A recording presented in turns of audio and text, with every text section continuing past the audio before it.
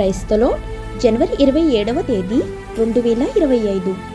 ఈరోజు దేవుని వాక్యం. ఆయన క్రీస్తునందు పరలోక విషయములలో ఆత్మ సంబంధమైన ప్రతి ఆశీర్వాదంను మనకు అనుగ్రహించెను. ఎఫెసీయులకు రాసిన పత్రిక 1వ అధ్యాయం 3వ వచనం. ప్రియమైన సహోదరి సహోదరులారా, దేవుడు విశ్వాసులకు దయతో ఇచ్చిన ఆశీర్వాదాల స్వభావాన్ని చెబుతూ ఈ వచనం కొనసాగుతుంది.